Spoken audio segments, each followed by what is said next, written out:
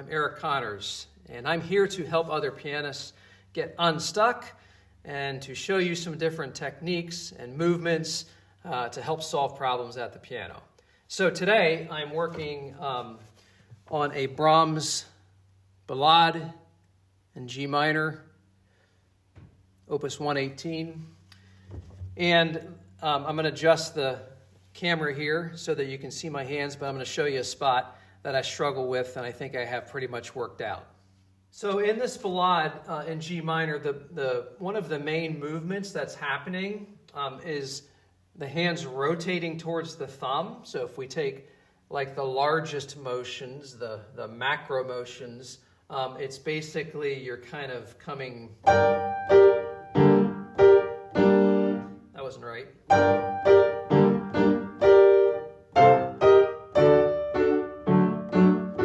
Are rebounding off the keys and coming down towards the thumb on the repeated chords.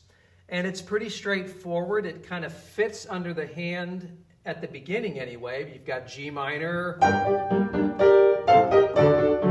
D major, and everything seems to flow until you get to the third bar, and this is where I have gotten stuck. It's this chord sequence, C major, D major, E flat major. Coming from this D major chord up to this E flat major chord in tempo, I have found to be difficult. And the main thing that solved it for me was to think about the rotation coming from this D major to the E flat. Because I have to get up and over, and my hand is higher because I'm on a black note, what helped me was to measure the distance of the rotation. So if you think of a clock face, and my hand here is at 12 o'clock and 6 o'clock, and here's 11 o'clock and 10 o'clock and 9 o'clock. So one of the things that happens is if I'm having to move further distance away, I'm going to rotate further away, which seems counterintuitive, further away from where I need to go in order to swing my arm over to where it needs to be. So from the D major to the E flat, if I go like 12 o'clock, that's too far. I'm going to go too far. But for me, what seems to work is I'm thinking about 10:30, 11 o'clock here, and that's just enough to swing me back and over to the E flat. So in slow motion, it's this. And that large motion, now there are smaller motions involved in it too, but that large motion really sets me up for success then to be able to get to where I need to go. So in tempo, well, that's not quite in tempo, but getting up to tempo,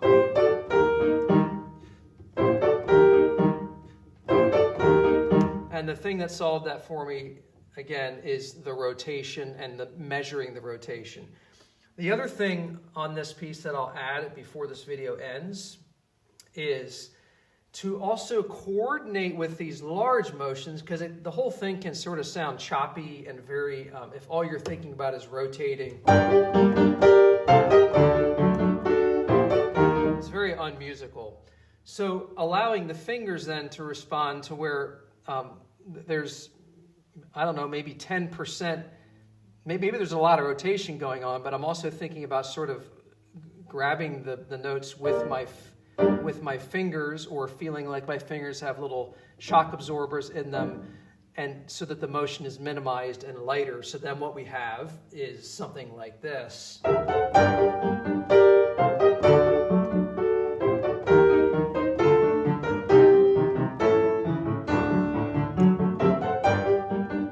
Of course, I'm not playing any pedal. I'm just getting the feel for it. When I add pedal, then we have this.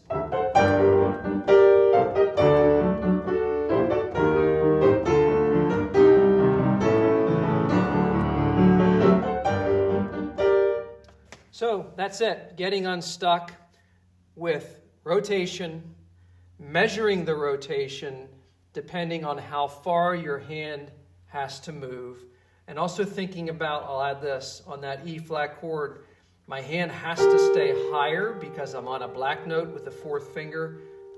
D major is down, E flat is a little bit higher. So there, I gave you 3 components to think about. Follow me on Facebook, Instagram. Have a great day.